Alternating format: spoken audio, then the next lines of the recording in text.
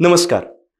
Career विजयच्या आजच्या आपल्या एपिसोडमध्ये आपण पाहणार आहोत एक आगळा वेगळा विषय, तो म्हणजे निवडणुकांमध्ये कोण पैसे कमावतं.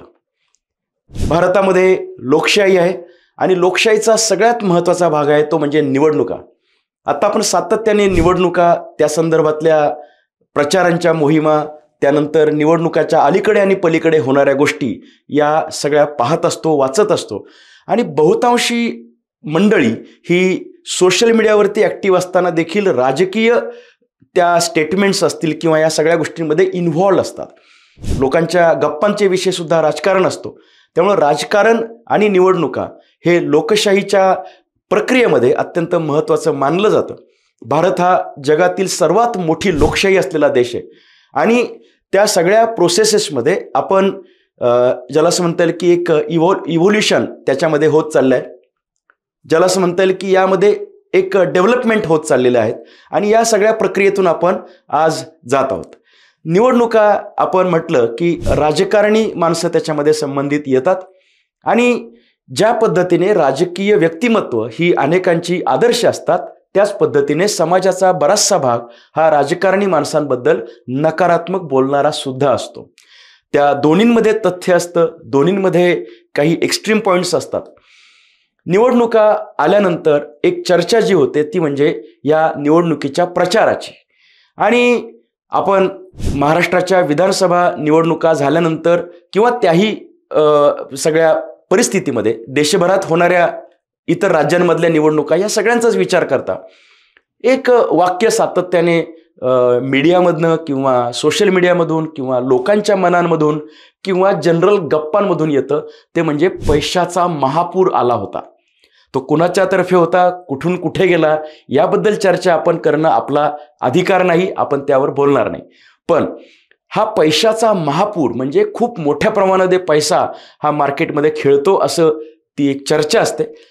प्रत्यक्ष आपण त्याचे साक्षीदार नक्कीच नाहीत.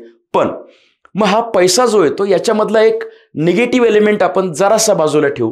आपण करिअर पॉईंट ऑफ व्ह्यू, व्यवसाय, त्यानंतर ज्याला असं म्हणता येईल की व्यवहार, ज्याला असं म्हणता येईल की इन्कम सोर्सेस, अनेकांच्या त्याच्यामध्ये असलेले करिअर्स, याच्याबद्दल आपण विचार करताना हा विषय आपण एका पॉझिटिव्ह पॉईंटला घेणार आहोत. तो म्हणजे निवडणुकीच्या दरम्यानच्या या काळामध्ये कुणाकुणाला पैसे कमावण्याच्या संधी असतात.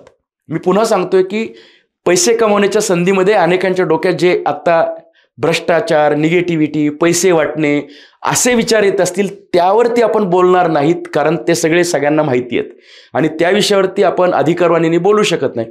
मूळ मुद्दा येतो तो म्हणजे ह्यामध्ये एक रचनात्मक पद्धतीने व्यवसायाच्या आणि करिअरच्या संधी कोण कोण मंडळी घेतात. कारण ही चर्चा गरजेचं का आहे, ऐकणाऱ्या लोकांमधून कदाचित निवडणूक प्रक्रियांचा एक प्रकारे हा एक सीझन आहे असं गृहीत धरून काही मंडळींना याच्यामध्ये उत्पन्नाचे स्रोत मिळू शकतात, जे वाईट असतील, जे नियमित असतील, जे रेग्युलर असतील. आपण या मुद्द्याकडे जाऊयात. निवडणूक म्हटलं की पूर्वीच्या काळी बॅनरबाजी आणि मोठमोठ्या रॅली आणि मोठमोठे म्हणजे मोर्चे, ज्याला असं म्हणता येईल की बाईक रॅली असेल किंवा फोर व्हीलर्स असतील किंवा चालणारी मंडळी असतील, अशा पद्धतीचे एक प्रकारचे जथेच्या जथे निघायचे. आता काळ बदललाय. TN शेषन हे निवडणूक आयुक्त असताना त्यांनी ज्या पद्धतीने सिस्टीम टाईट केली ती अत्यंत कौतुकास्पद होती. आता जरा काळ पुढे गेलाय, सोशल मीडियाचा खूप मोठा त्याच्यामध्ये भरणा आलाय आणि त्याच्यामुळं ज्याला कुणाला प्रचार करायचा आहे, मार्केटिंग करायचं आहे, प्रसार करायचा आहे, ब्रँडिंग करायचं आहे, ही मंडळी सोशल मीडियाचा आधार घेतात.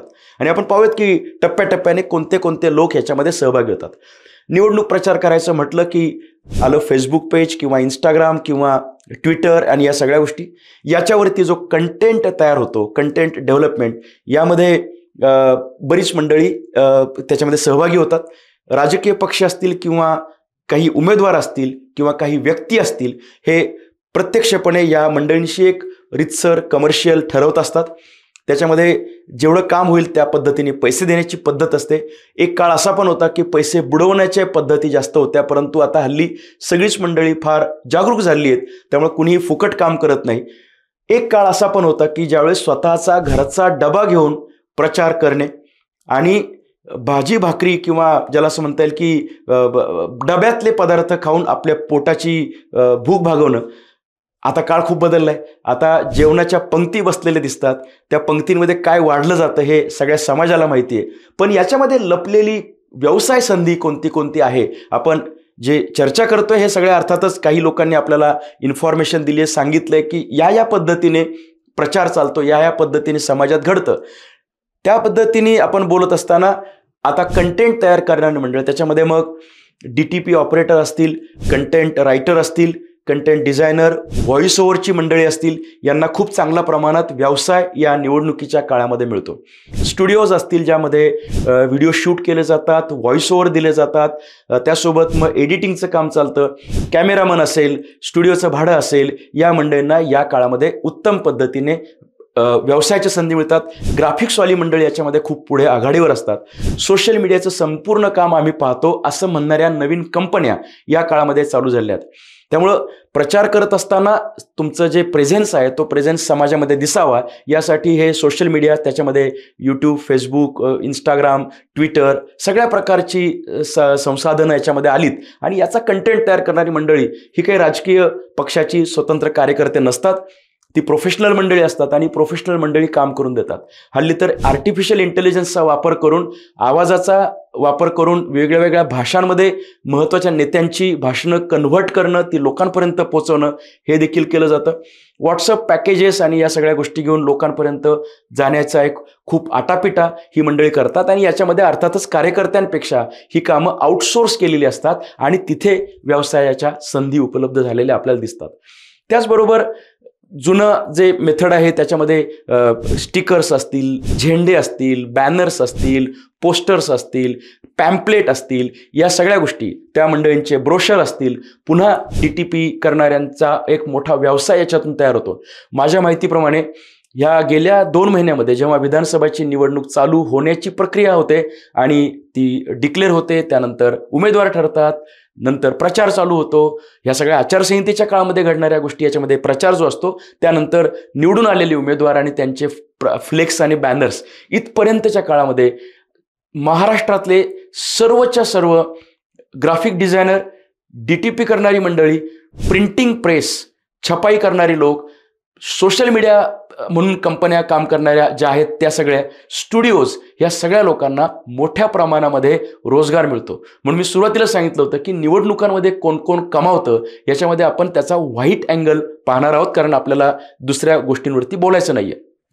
त्यामुळं ही सगळी मंडळी आता पैसे कमावताना दिसतात. आणि मोठ्या प्रमाणामध्ये वेबसाईट डिझायनर्स असतील, ज्याला टेक्नॉलॉजीचा बेस आहे, ही मंडळी याच्यामध्ये येतील. अर्थातच रिक्षा ज्यांच्या फिरतात त्या काळामध्ये, त्यामध्ये रिक्षाची ती साऊंड सिस्टीम असेल, रिक्षावाला असेल, आणि अर्थातच याला लागणारं वंगण असेल, हा सुद्धा एक मोठा धंद्याचा भाग या ठिकाणी होतो.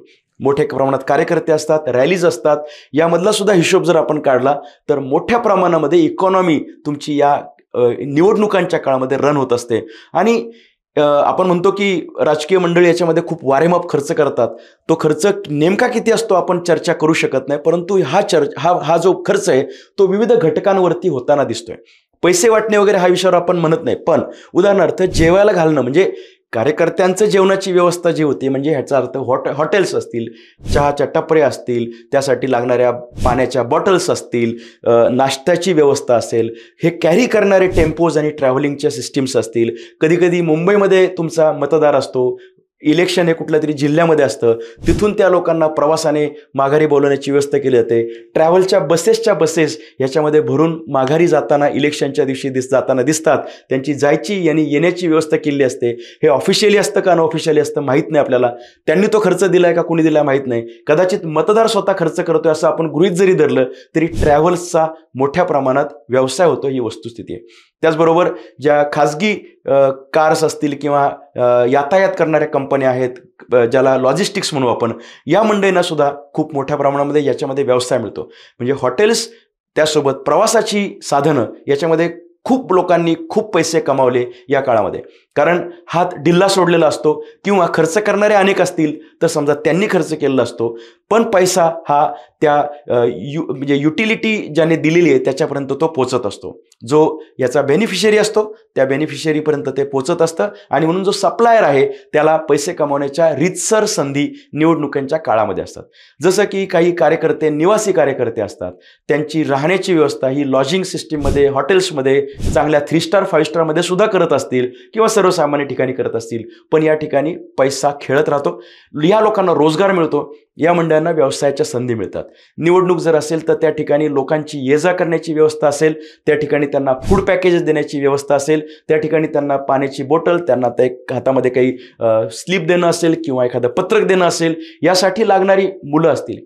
कधी तर चित्रपटात आपण पाहिलेलं आहे आणि प्रत्यक्षात असण्याची शक्यता आहे, आपण नाकारू शकत नाही, ते म्हणजे निवडणुकांच्या काळामध्ये असलेल्या सभांना येणारी मंडळी ही सुद्धा काही प्रमाणामध्ये त्या रचनेतून येऊ शकतात. याच्यामध्ये मॅनपॉवरच्या कंपन्या असतात, यामध्ये काही मंडळी याच्यावरती काम करणारे असतात आणि गरजू लोक त्याच्यामध्ये सहभागी होतात. खरं किती खोटं किती हे समाजातल्या त्याच घटकांना माहिती आहे जे घटक याच्यावरती काम करतात. परंतु या सगळ्या रचनेमध्ये माणसं येणं, त्यांच्या हातात झेंडे असणं, त्यांनी घोषणा देणं, याच्यामध्ये पूर्वीप्रमाणे कार्यकर्ते किती आणि प्रत्यक्ष जनता किती आणि संबंध नसलेले किती हा सुद्धा संशोधनाचा विषय आहे. त्यासाठी अन्य कोणीतरी व्हिडिओ नक्कीच बनवतील. पण आता आपण पाहतो की या पद्धतीने व्यवसायाच्या, करिअरच्या आणि पैसे कमावण्याच्या, रीतसर पैसे कमावण्याच्या अनेक संधी ह्या निवडणुकीच्या काळामध्ये उपलब्ध असतात. म्हणजे ज्या ज्या ठिकाणी मांडव बांधलेले आहेत त्या मांडवांसाठी येणारा खर्च असेल, म्हणजे केटरर सोबत तो मांडववाला जो आहे तो सुद्धा याच्यात पैसे त्याला मिळणार आहेत. खुर्च्या असतील, त्याचे टेबल्स असतील, त्याचे पांढरे कापडं असतील, इलेक्शनच्या आदल्या दिवशी स्लिप ज्या लोकांच्या हातात पोचतात, म्हणजे त्याचा अर्थ त्याच्या प्रिंटिंगचं काम आलं. आज आपण पाहिलं की या इलेक्शनमध्ये काही टेंट्स पण होते, ते काही लोकांचे शासकीय रचनेतून होते, काही लोकांनी ते खाजगी याच्यामध्ये सुद्धा त्या एका लिमिटच्या बाहेर लावले असतील.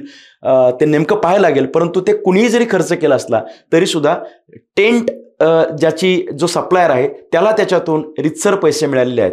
याचा अर्थ आपण पाहतोय की निवडणुकीच्या काळामध्ये सोशल मीडिया असेल, कंटेंट डिझायनर असेल, स्टुडिओ असेल, प्रिंटिंग प्रेस असेल, इथपासून ती जी नवीन रचना आहे ज्याच्यामध्ये पुन्हा यूट्यूबर्स सुद्धा आले, जे यूट्यूबर्स खास करून या विषयावरच्या बातम्या देतात, त्यांचे जाहिरातदार असतील ते जाहिरातदार आले, ज्यांना याच्यामध्ये व्हिडिओमध्ये इंटरेस्ट आहे, त्यांना राजकारणात इंटरेस्ट नाही आहे. परंतु ही सगळी जी काही अर्थकारण चालतं, हे अर्थकारण जसं आपण म्हणतो की एखादा सण असेल, उत्सव असेल, एखादी घटना असेल, त्या सगळ्या गोष्टींमध्ये अनेक प्रकारचे लोक सहभागी होतात.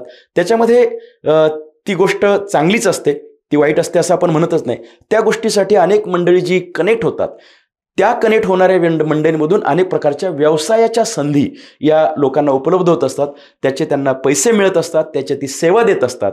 त्यामुळे हा सगळा जो प्रकार, आजचा हा व्हिडिओ जो आपला आहे तो पूर्णतः निवडणुकीच्या काळामध्ये असलेला एक प्रकारे सेवा देणाऱ्यांना मिळणारा पैसा आणि या मिळवण्याच्या संधी या विषयावरती आपण बोलत आहोत. याच्यामध्ये नकारात्मक पद्धतीने पैसा वाटलं जाणं किंवा पैशाच्या जो एक महापुराचा तो वेगळा जो स्रोत आहे या विषयावर आपण चर्चा करत नाही. निवडणुका आणि त्याच्यामध्ये असलेले करिअर्स, निवडणुका आणि त्याच्यामध्ये असलेल्या व्यवसायाच्या संधी, याच्यामध्ये काही लोक अँकर्स असतील, काही लोक स्पीकर्स असतील, काही मंडळी सूत्रसंचालन करणारी असतील, काही मंडळी त्याचं इव्हेंट मॅनेजमेंट करणारी असतील, यांना देखील खूप पैसे या काळामध्ये मिळत असतात. काही मंडळी 2-2 महिने या मोहिमेवरती असतात. अनेकदा असं पण दिसतं की यातल्या बऱ्याचशा कंपन्या, म्हणजे जसं फेटे करणारे आहेत किंवा झेंडे करणारे आहेत, पॅम्पलेट तयार करणारे आहेत, बरेचसे म्हणजे सगळेच लोक हे कुठल्याही पक्षाशी बांधील नसतात. त्यांना जे लोक ऑर्डर देतात त्यांचं ते काम करून देतात आणि त्या कामाचे त्यांना पैसे मिळतात. मला असं वाटतं याच्यामध्ये खूप मोठ्या प्रमाणामध्ये अर्थकारण होत असेल.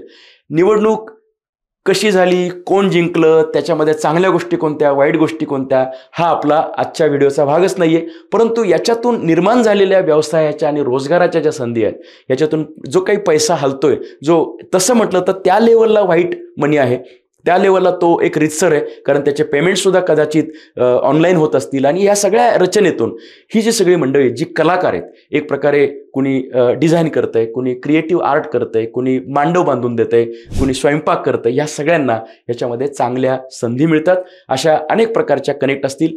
व्हिडिओ ऐकणारे जर राजकीय कार्यकर्ते असतील, पक्षाशी संबंधित असतील, काही जनतेतले प्रतिनिधी असतील ज्यांना हे माहिती आहे, कदाचित त्यांनी कॉमेंट बॉक्समध्ये हे पण ॲड करायला हरकत नाही की अजून एक राहिलं, तमुक एक राहिलं. अर्थातच त्या कॉमेंटमध्ये पॉझिटिव्ह आणि व्यावहारिक, ज्याला असं म्हणता येईल की सरळ मार्गी व्यवसायाचे जे मार्ग आहेत त्यांचा उल्लेख करावा. परंतु ही भारतीय रचनेमध्ये खूप मोठी लोकसंख्या, त्याच्यावर आधारित असलेली लोकशाही जी अत्यंत आदर्श पद्धतीची मानली जाते, त्याच्यात असलेल्या निवडणुका, वारंवार येणाऱ्या निवडणुका आणि याच्यामध्ये असलेल्या ह्या व्यवसायाच्या संधी जाणकाराने लक्ष देऊन पाहावं, विचार करावा की हे जर असं अधूनमधून आपल्याला ही संधी मिळत असेल तर अमुक एक व्यवसाय, उदाहरणार्थ केटरिंग असेल, मांडव असेल, या व्यवसायामध्ये आपण नक्कीच ह्या संधीचा लाभ घ्यायला पाहिजे आणि याच्यातून आपलं अर्थकारण, आपला व्यवसाय हा वाढवला पाहिजे. सो आजचा विषय, निवडणुकीमध्ये कोण कोण पैसे कमावतात वाईट मार्गाने, त्याची आपण चर्चा केली. निश्चितपणे दुसऱ्या काही विषयांसह, परंतु करिअरचा संदर्भ असलेल्या गोष्टींसह आपण नक्कीच भेटणार आहोत. धन्यवाद.